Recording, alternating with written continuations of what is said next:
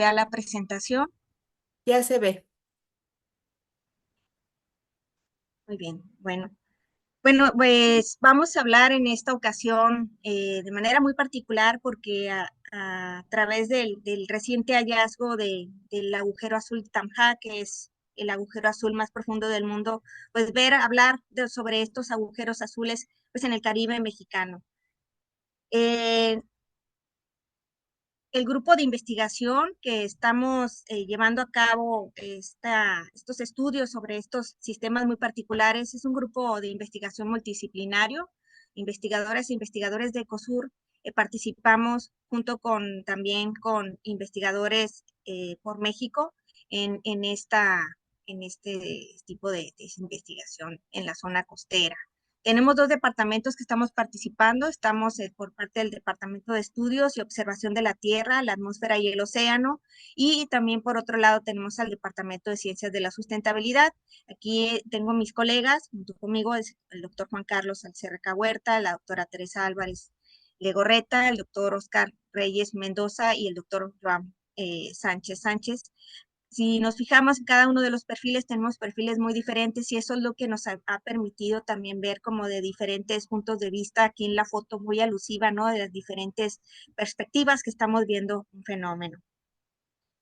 Y bueno, en este caso, pues vamos a hablar un poco, para adentrarnos un poco sobre el tema de los agujeros azules. Pues vamos a hablar un poco de los sistemas kársticos.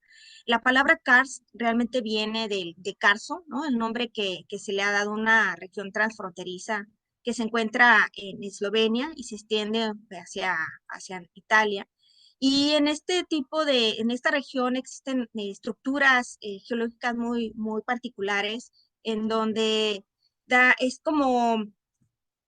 es una estructura en donde su relieve, porque está formado principalmente por rocas carbonatadas, pues dan como una apariencia muy particular, ¿no? A este paisaje, ¿no? La morfometría, la morfología, y pues son bastante representativas de lo que vamos a estar viendo. Si bien va a depender de varios factores, las formas diferentes que vamos a ver de estas estructuras kársticas, pues el relieve kárstico depende muy particularmente de estos procesos que se le conoce como meteorización química.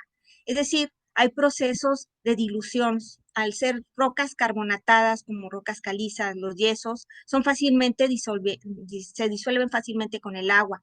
Y bueno, tenemos también otro proceso adicional a la disolución que es la carbonatación. Y este proceso, pues es un proceso que además de la disolución, lo que hace es que al estar en contacto con el agua se transforman en bicarbonatos solubles, existe un aumento del CO2, esto a su vez hace más ácido el ambiente y a su vez existe un proceso mayor de cambio en estas rocas carbonatadas. Esto nos da pie a diferentes formas y estructuras como las que vemos en la imagen que está en la superior, ¿no? Que tenemos una serie de cavernas.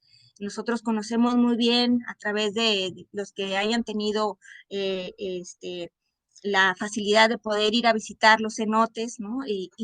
Pues vemos que están este tipo de estructuras, las cavernas también, por ejemplo, pero en la zona costera, en la zona marina, este tipo de estructuras, pues empieza a tomar de una manera particular otras formas, y eso es lo que hacia allá vamos a ir.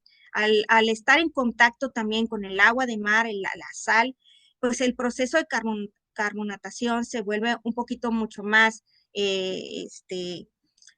pues mucho más ágil, ¿no? Es mucho más fuerte y por lo tanto la disolución y las formaciones son mucho más intensas.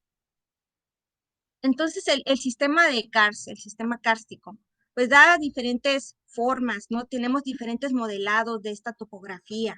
Entonces, tiene varios factores que pueden ser quienes modifican este paisaje. El clima, ¿no? La cantidad de lluvia, si es un sistema, si estamos en un clima húmedo o no. La litología y estructura, es decir, la forma el tipo de roca que tenemos, ¿no? Cómo están formadas las rocas, si tenemos roca caliza, si tenemos entre medio diferentes tipos de capas de rocas como ígneas, y entonces tenemos formaciones diferentes.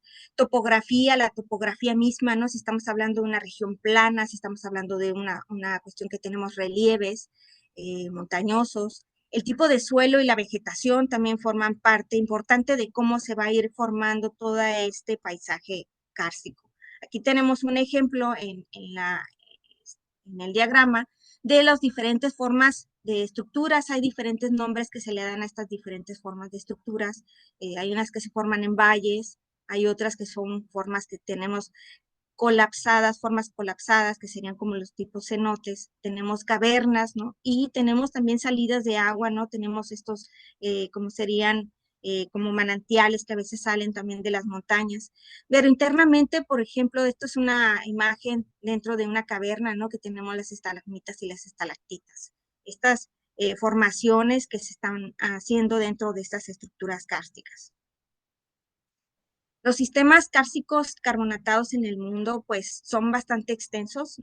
Nosotros vamos a hablar en particular de los que tenemos en la península de Yucatán, pero pues son sistemas bastante extendidos en el mundo. Aquí tenemos un mapa en donde se pueden ver los diferentes tipos de sistemas kársticos. Y en particular en sistemas kársticos en México también tenemos, además de los de la península de Yucatán, tenemos los que se encuentran en la región donde están, podemos encontrar Cuatro Ciénagas, donde encontramos, por ejemplo, en la zona de Tamaulipas, donde está el Zacatón, las zonas de Chiapas como las lagunas de Montebello, y finalmente pues todo lo que conocemos ahora de la península de Yucatán. Estos sistemas pues son parte de estos sistemas kársticos, cada uno con paisajes diferentes, con formaciones. Si bien en el proceso de disolución de la roca es el mismo proceso, como vimos, hay varios factores que intervienen para que tengamos diferentes tipos de paisajes y diferentes formas de estos mismos. En la península de Yucatán, bueno, tenemos, todos conocemos que pues se ha dicho que cayó un meteorito, ¿no? El meteorito que extinguió a los dinosaurios cayó justamente en la zona de la península de Yucatán. Este impacto que realizó el meteorito en la península de Yucatán vino a generar un parteaguas en las diferentes estructuras que tenemos del sistema kárstico de la península de Yucatán. Aquí tenemos una imagen en donde vemos, se ve un poco del relieve, ¿no? Aquí están las diferentes zonas, en los diferentes periodos de su formación. Tenemos un relieve plano, relativamente plano hacia las zonas costeras, un poco más montañoso hacia las zonas más hacia Belice y Guatemala, hacia el centro hacia Chiapas. Pero es muy, muy particular. El golpe que hizo este meteorito sobre la península de Yucatán fue un tal su impacto que generó diferentes fracturas y diferentes regiones. Por un lado tenemos el anillo de cenotes en la zona norte de la península de Yucatán. Este es bastante, mucho más amplio y conocido y estudiado, pero también empezamos a tener otros tipos de estructuras alrededor de fallas y que están en la zona costera, muchos de ellos conocidos, como por ejemplo las zonas de Tulum, la zona de Chulha, la zona de donde se encuentra Xcaret, por ejemplo, tienen diferentes tipos de estructuras de caletas. Y los que están mucho menos conocidos y que hasta ahora hemos empezado a estudiarlos un poquito más a profundidad son los que se encuentran en la zona sur de la península de Yucatán, en particular hacia la zona en donde se encuentra pues, la región alrededor de Bahía Chetumal y de Río Hondo. Y si bien aquí nada más unos ejemplos, ¿no? de las diferentes estructuras kársticas que tenemos en la península de Yucatán, pues tenemos los conocidos cenotes, ¿no? Estos que son como, estas estructuras que son como vasijas que nos permiten ver e interactuar con el acuífero. Son estas estructuras por lo regular redondas, ¿no? Circulares, y que en algunos de ellos podemos entrar y sumergirnos y nadar sobre ellos.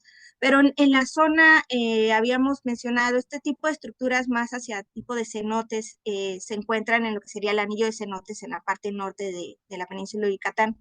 Si bien hay cenotes en otras regiones de la península de Yucatán, es en esta zona en donde se encuentran de una mayor densidad. En la zona costera hacia la zona de Quintana Roo, Tenemos otras estructuras como estas caletas. Aquí tenemos una imagen de una caleta de Chulha, en donde tenemos que está interactuando directamente esta descarga, ¿no? Y aquí se desplomó lo que sería la parte del techo del acuífero y directamente están descargando sobre la zona costera.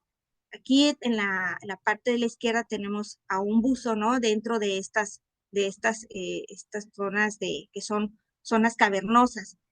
En la imagen que está en el diagrama, tenemos el sistema que se le conoce de Sac-Actum, y este es un sistema de cavernas internas en una zona del acuífero, en donde ha sido explorado y poco a poco se ha ido mapeando. Y estos mapas pues nos han revelado también que estas son algunas de las estructuras de cavernas inundadas, de las más profundas costeras y una de las más extensas del mundo también. Hacia la zona sur ya empezamos también a presentar una serie de cenotes, pero aquí en particular lo que empieza a observarse es que existen dolinas sumergidas. Dolinas sumergidas, dolinas realmente es el término propio geológico que se le debe de dar a los cenotes, ¿no? A estas estructuras, estas cavidades que se hacen con esta forma, ¿no? En estas estructuras kársticas. Y bueno, tenemos dolinas sumergidas, ¿por qué? Porque están ya dentro de un cuerpo de agua. En el caso de la laguna de Bacalar tenemos tres estructuras, tres dolinas sumergidas, que aquí localmente se les dice cenotes, pero son dolinas sumergidas, y tenemos tres de ellas ya caracterizadas también. Aquí tenemos en la imagen la localización en donde se encuentra la laguna de Bacalar, está muy cerca de la bahía de Chetumal, ya en la zona sur de la península de Yucatán, y tenemos una zona de donde se encuentra la laguna de Bacalar que está alineada muy bien con estas zonas de fallamiento que se le conocen como las zonas de fallas de Río Hondo.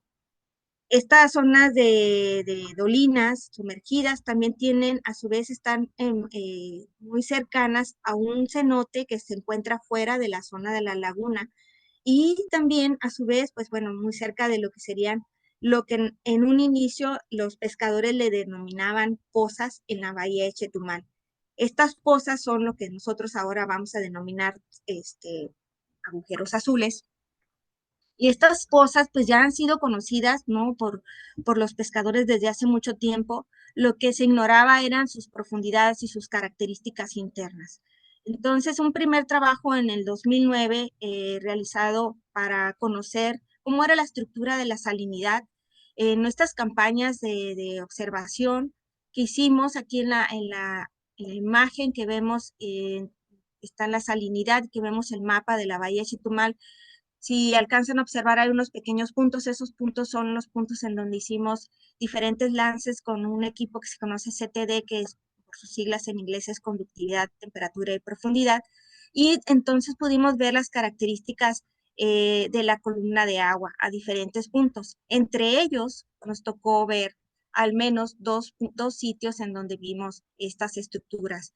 Si vemos que la profundidad, aquí es la línea D, es una línea transversal que corre de norte a sur, y los puntos que toca son los puntos donde se encuentran las dolinas.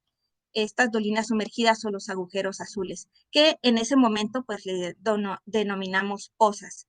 Vemos que también tienen una estructura estratificada, ¿no? Aquí tenemos unas condiciones de salinidad muy cerca de la superficie, muy parecidas a las de Bahía Chetumal, pero conforme nos vamos a mayores profundidades, la salinidad se incrementa. Y es importante también destacar que estas pozas o estos agujeros azules están dentro de un estuario. Entonces, bueno, si vemos nosotros un perfil del sistema kárstico en la zona costera, podríamos ver algo similar a esto. Esto es una modificación de un trabajo de Creswell y Van Hensum, y en donde tenemos, vamos a ir de tierra hacia el mar. Sí, tenemos un sistema kárstico en donde tenemos cuevas, en donde existen algunos cenotes, en donde se alcanza por estos fenómenos de meteorización, ¿no? Se empieza a ver una disolución de la roca en algunos de ellos, colapsa el techo y se forman estructuras como cenotes. Conforme nosotros nos vamos yendo hacia la zona costera, pues es indudable que hay una interacción con la parte marina, tanto en la parte superior, en la superficie, como en la parte subterránea. En la parte subterránea tenemos que hay incluso podemos ir delimitando hasta dónde va esta intrusión salina dentro de nuestro acuífero, pero la parte interesante aquí que vamos a ver es que también dentro de la zona costera tenemos una especie de dolinas sumergidas, y estas dolinas sumergidas muy parecidas a los cenotes, ¿no? Para hacernos una idea de cómo son estos agujeros azules, están dentro de una zona marina, y por lo tanto sus características del agua son más de las condiciones marinas. De ahí que se le denomina un agujero azul, a diferencia de un cenote. Entonces, pues un agujero azul realmente viene del inglés blue hole, y es una formación geológica marina, y pues se caracteriza por ser como un sumidero, ¿no? Estaba con una abertura circular, ¿no? En la superficie y con unas profundidades bastante considerables. Son, como había mencionado, formaciones muy similares a las que se encuentran en el cenote, pero estas se encuentran por debajo del nivel del mar. Existen diferentes agujeros azules en el mundo, ¿no? Diferentes, digamos, los que tienen grandes profundidades, y aquí vamos a mencionar algunos de los más relevantes. Uno de ellos, pues, es el que tenemos y es el que aparece muchas veces en las fotografías, ¿no? Cuando ustedes escriben a veces el agujero azul de Tamja, pues aparece realmente el agujero azul de Belice, que este sí se encuentra en donde está la zona marina y está la zona de arrecifes, y este tiene una profundidad de 125 metros. El otro agujero azul es el agujero Dahab, que se encuentra en Egipto, que tiene 130 metros. El segundo agujero más profundo del mundo, que en algún momento llegó a ser el primero, fue el Dean's Blue Hole de las Bahamas, con una profundidad de 202 metros. El primer lugar lo llevaba hasta hace poco el Sancha Junho de Blue Hole, que se encuentra en China, con una profundidad de 301 metros. Cada uno de estos pues presenta diferentes características en su interior, ¿no? Es importante para ir comprendiendo la microbiología, la geología, la dinámica que ocurre en el nivel del mar, la paleoclima, que pueda darnos como algún tipo de indicio en qué es cómo estuvo pasando por las diferentes eras geológicas.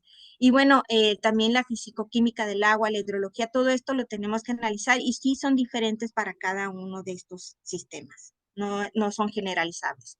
Entonces, bueno, ahora tenemos con el hallazgo de Tamja, el agujero azul de Tamja, los estudios empezaron realmente en este agujero en 2021, y el año pasado lo reportamos con 274 metros de profundidad, quedando en el segundo lugar.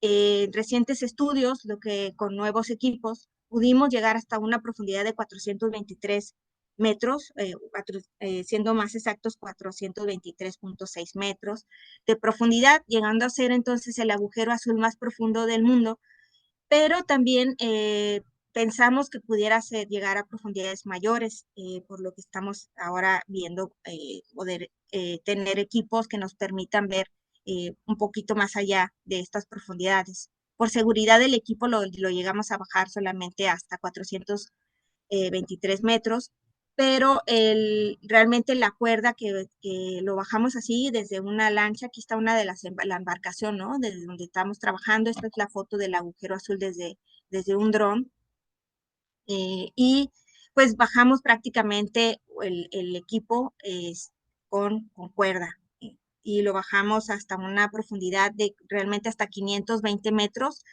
530 metros, perdón, y lo que nos está dando un indicio también de que esto está bajando de una manera muy inclinada, y por lo que vemos que a lo mejor su estructura puede ser no nada más como una estructura cónica, sino que a lo mejor empieza a ser con otra forma de estructura. El agujero de Tamja no es el único que se encuentra en la bahía de Chetumal. Ya había mencionado que en un trabajo reciente del 2009 ya habíamos visto algunos agujeros azules, pero las profundidades no llegaban a ser tan profundas como las de Tamja. Sin embargo, son profundidades considerables. tomando en cuenta que la bahía de Chetumal pues cuenta con una media entre 4 y 5 metros de profundidad. Entonces, encontrar profundidades de 32, de 42 metros, pues es bastante considerable. Entonces, aquí tenemos algunos de los otros agujeros que ya hemos empezado también a analizar de una manera muy similar a lo que se está haciendo con los estudios de Tamja, que es el más profundo.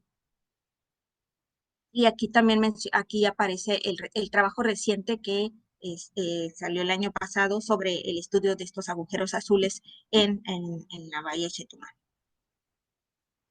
Entonces, bueno, el agujero azul de Tamja, el más profundo del mundo, está localizado en una zona muy cercana a la parte central de la bahía de Chetumal, donde se encuentran localizados los otros agujeros azules, y está aproximadamente a 8 kilómetros de la comunidad, de una comunidad que se conoce localmente como Calderitas.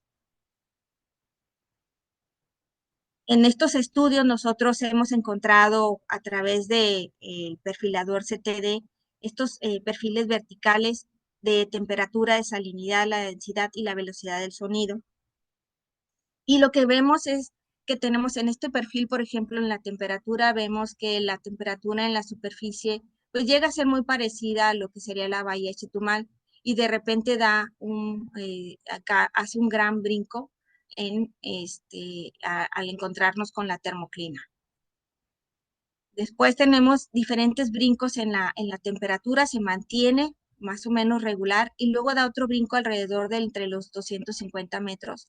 Tenemos un ligero brinco en la temperatura, empieza a disminuir y poco a poco disminuye otra vez nuevamente, oscilando la temperatura aproximadamente entre los 27 y los 20 grados.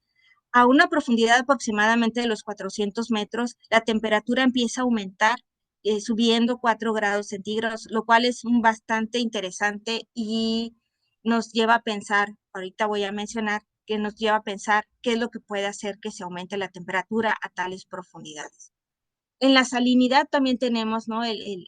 Una salinidad muy similar a los de la bahía de Chetumal, y luego da un gran brinco, ¿no? El brinco de la haloclina, en donde la salinidad permanece más o menos constante hasta alrededor nuevamente, en donde se da el siguiente brinco que vimos en la temperatura, también se da en la salinidad, aumenta la salinidad, y esta va aumentando hacia toda la profundidad, dando esos pequeños brincos precisamente en donde se encuentran las zonas de las picnoclinas. La salinidad en la zona más profunda llegó a ser ya de los 37 unidades de salinidad, y estas está muy cercana a lo que serían las salinidades que encontramos en el Mar Caribe. En el perfil de la densidad vemos las diferentes picnoclinas, vemos cómo los gradientes de densidad están muy, muy bien caracterizados en algunas profundidades, lo que nos da también indicio de que por ahí puede haber algún tipo de comunicación. ¿Qué es lo que tenemos ahora en mente? Es continuar los estudios para ver y tratar de entender un poco mejor a qué se deben estos cambios. Y por otro lado, bueno, aquí tenemos también la velocidad del sonido, como también está en estos pequeños cambios muy claros en donde se encuentran las zonas marcadas de la termoclina. Nos falta mucho por explorar en lo que es en la parte de Tamja, y pues la parte que nosotros nos intriga grandemente es, bueno, hasta aquí llegó nuestro equipo de CTD, el equipo realmente está equipado para bajar hasta los 500 metros de profundidad, y también no sabemos realmente cómo es la forma de la caverna, es decir, podríamos imaginar que quizás es como una forma de embudo, por otro lado, a lo mejor como una forma de estos cuernos de la abundancia. Acá hay muchas interrogantes, cada vez vamos descubriendo un poco más sobre este sistema, y bueno, está todavía esto abierto a continuar la investigación. Cuando yo dije que podríamos empezar a ver qué es lo que hace que aumente la temperatura, pues quizás estamos pensando que pueda tener ahí algún tipo de actividad tectónica. Estamos sobre una falla y desconocemos también gran parte de la dinámica de estas zonas de falla de la zona sur de Quintana Roo. ¿Cómo es dentro del agujero azul? Bueno, pues aparte de lo que alcanzamos nosotros hasta ahora a registrar, bueno, aquí una imagen para que se den una idea muy clara de estos cambios cuando hablamos de la pignoclina. Esta es la pignoclina que está dividiendo el agua entre lo que sería el agua de la bahía de Chetumal y el agua propiamente dentro del agujero azul. No sé si alcancen a ver estos diferentes tonos de verde, ¿no? Aquí está el tono, está una zona un poquito más clara, pero realmente es donde se ve menos, ¿no? Es una zona que está pues bastante como mezclada y tenemos después una zona de encambio en la zona de la tirmoclina, de la pignoclina, y en esta zona pues vemos claramente que se alcanza a ver el fondo. En esta fotografía, aquí está un buzo y lo que quiero mostrar es cómo es el suelo, ¿no? Que está en la base de donde empieza el agujero azul. Está formado por una capa de bacterias, de cianobacterias, hay varias algas que están ahí, que, han, que están de alguna manera forrando las paredes de este agujero azul. Y aquí en esta otra toma también está esta misma foto de estas estas formas de algas, ¿no? Y muchas partículas flotando. Y bueno, aquí vemos ya que está el abismo del Tamar. Hicimos nosotros un ejercicio de poner los datos de temperatura y de salinidad en un diagrama TS. Los diagramas TS se usan mucho en oceanografía para poder distinguir las diferentes masas de agua. Aquí lo que hicimos fue poner las temperaturas y salinidades de diferentes campañas que hemos hecho en la bahía de Chetumal alrededor del agujero azul, y también pusimos aquí en esta zona que se ven en esta parte como moradito, con unas cruces en moradito, y acá tenemos las características de la salinidad y la temperatura en la zona costera de la zona del Caribe mexicano. Y vemos muy interesante cómo el perfil que se ve, tomamos los datos de temperatura y salinidad y los pusimos sobre el diagrama TS, y el diagrama TS aquí es temperatura y salinidad. Vemos cómo los datos de Tamja conectan muy claramente estos dos sistemas, y la parte interesante es que los últimos valores que tenemos de las partes más profundas de Tamja se parecen muchísimo a los datos de temperatura y salinidad que podemos encontrar en la zona costera del Caribe mexicano, por lo que por eso estamos pensando que tienen una conexión con el Caribe. No sabemos si es muy directa, si no es directa, todo eso lo tenemos que investigar. Hasta ahora los retos que hemos conseguido de entender los agujeros azules, bueno, en el caso de Tamja, pues hemos podido eh, entender o tener datos directos de la temperatura de salinidad hasta los 423 metros de profundidad.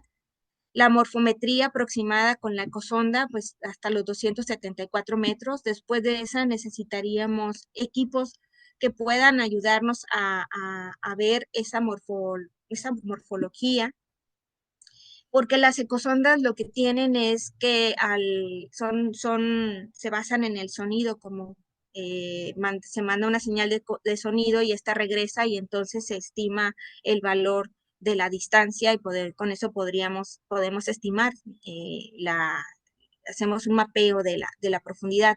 Sin embargo, tiene limitaciones cuando tenemos sistemas como cavernosos o sistemas que están muy estrechos, pues estos ecos pues se forman demasiado ruido, entonces impide que podamos tener un mejor mapeo, por lo que requerimos de un equipo que pueda bajar a una mayor profundidad y que pueda entonces mapearnos esa zona que no nos permite ver la ecozona.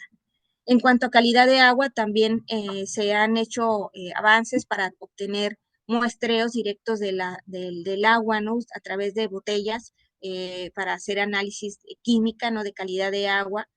Y bueno, y los buceos, y con buceos y apnea se ha llegado solamente hasta la profundidad de 45 metros. Entonces, pues hasta ahí hemos estado avanzando, ahí vamos poco a poco. Y bueno, antes de llegar a este diagrama,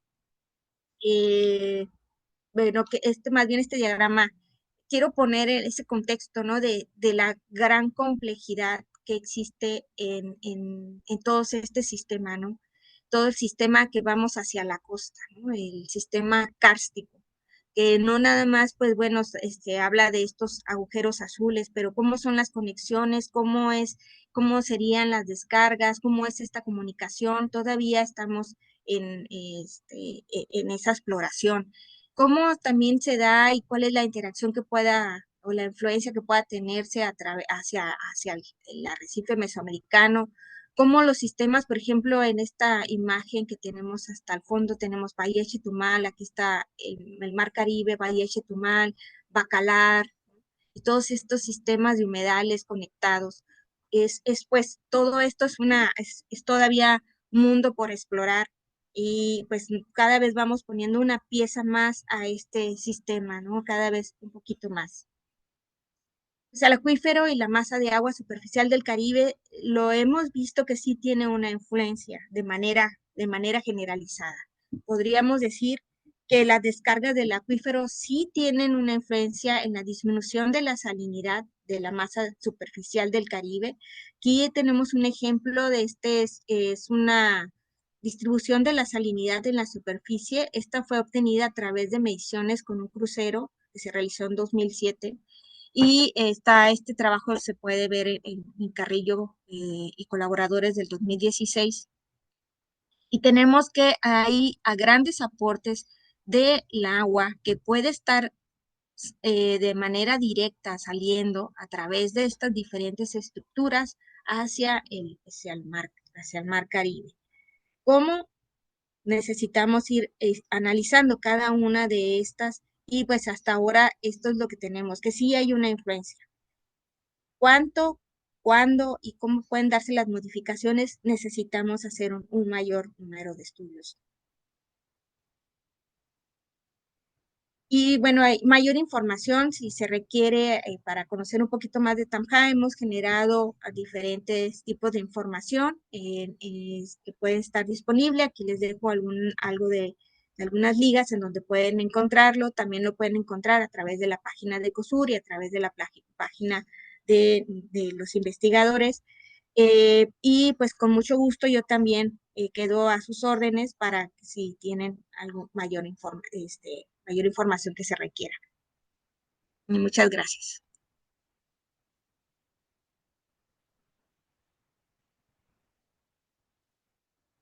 Muchísimas gracias, Laura, muy interesante. Felicidades, se nota el gran esfuerzo que han imprimido, ¿no? En su investigación. Tenemos una pregunta en Facebook,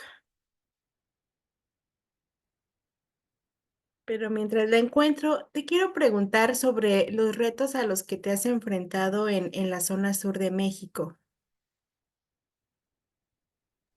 Mira, son muchos. Yo estudié en Baja California eh, y veo que la cercanía, de alguna manera, la cercanía con nuestros pues, colegas del norte es mucho más fácil, por decirlo así, porque requieres menos recursos. Vaya, ¿no? En la zona sur es más difícil el trabajo, empezar a picar piedra, no había este tipo de trabajos ni de estudios cuando yo llegué hace 20 años y ha sido poco a poco, ¿no? La parte de del cómo llegar con recursos de investigación hacia esta zona en donde no había nada, ¿no? No había ni siquiera un termómetro, no había un GPS. Han sido muchos, como bien dices, este trabajo no ha sido de un par de años, sino ha sido desde hace mucho tiempo, desde generar los recursos humanos hasta tener las capacidades de infraestructura. Y en ese último aspecto, pues sí es bastante difícil conseguir la infraestructura adecuada para hacer el trabajo. Sin embargo, pues lo hemos ido sacando poco a poco. Sí han sido los retos muy grandes. Otro aspecto importante es que la parte de las ciencias geofísicas en la zona sur pues son pocos, ¿no? Casi todo está más concentrado, ya sea en la parte centro y occidente, ¿no? Que en la parte hacia el sureste. Sí necesitamos una mayor formación de recursos humanos en estas áreas de la geofísica. Se necesitan, y es donde además son las menos estudiadas y es en donde además encontramos cosas que nunca habíamos pensado que se podían encontrar, ¿no? O sea, yo nunca pensé cuando llegué aquí en encontrar, en toparme con lo del agujero azul más profundo del mundo, ¿no? Y fue a base de la exploración y a base del hacer monitoreo y de base de estar haciéndose preguntas, ¿no? De qué es lo que está pasando, porque es otro sitio completamente diferente a lo que yo ya venía trabajando años anteriores. Entiendo perfectamente. Bueno, en Facebook, Erika Alín Solano nos dice muy interesante temática. Felicidades por tan bella investigación. Saludos desde la Inés Unidad Morelia en la UNAM. Y nos dice, en el barrido que hacen dentro del agujero para generar los mapas topográficos, ¿lo hacen con ecosondas, pero de manera vertical? ¿O cómo se mapean las paredes? Gracias. Sí, lo hacemos de manera vertical. Hasta ahora lo hemos hecho con una ecosonda, digamos, dual, ¿no? Pero sí tenemos pensado utilizar otros sistemas. Hay sistemas que son como de barrido, eh, son un poco más sofisticados, ¿no? En donde va bajando, digamos, como si fuera bajando tu ecosonda, pero entonces va haciendo con el láser, ¿no? Y va dibujando la estructura. Y estamos pensando en buscar, pues ya sea el financiamiento o patrocinadores que nos permitan hacer esos estudios. Se hicieron desde la vertical, por eso decía que las limitaciones, ¿no? Para ver otras formas de cavernas internas dentro de Tanja es muy complicado con la ecosonda. Ujú. Muy bien. Y la misma Erika Alín Solano, nos pregunta, te pregunta, en este tipo de investigación, ¿qué profesiones conviven? ¿Qué profesiones?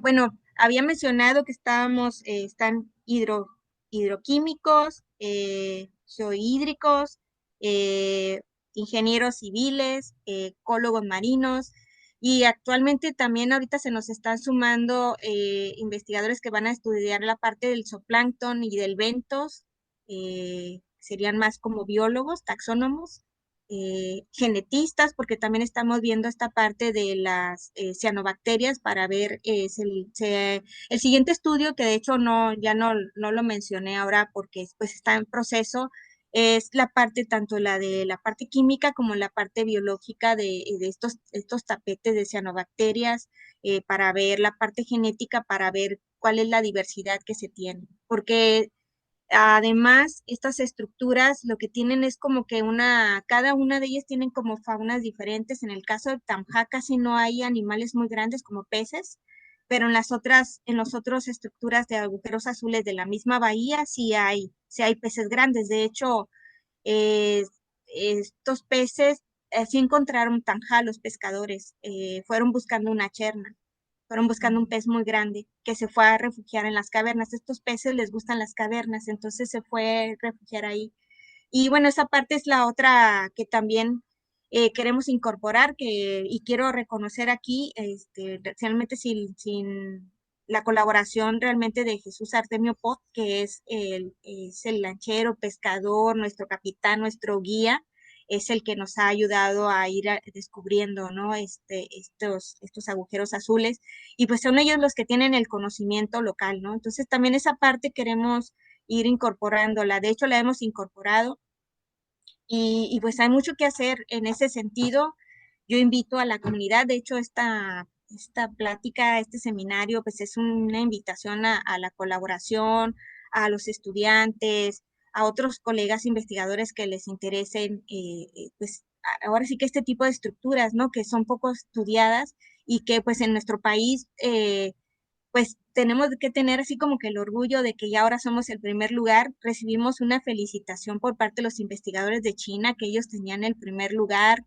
Eh, Recibí un correo de felicitación indicándonos además pues que pues ellos tienen esa experiencia y que pues reconocen que lo que encontramos es una estructura bastante más compleja y que pues podemos encontrar muchas más cosas. Entonces, pues eso a mí me da mucho gusto, ¿no? Porque pusimos de alguna manera a México en el mapa, Chetumal en el mapa, ¿no? Y con cosas muy innovadoras. Sí. Muy bien, pues de momento no tenemos más preguntas en el Facebook. Con esto damos por terminada el webinario del día de hoy y te agradecemos infinitamente por la invitación que haces a todos los investigadores y alumnos de México, pues a unir fuerza. Sí, sí, Pues muchas gracias. que estén muy bien y nos vemos en una próxima emisión. Hasta luego, Muchas Laura. gracias. Hasta luego. Ay.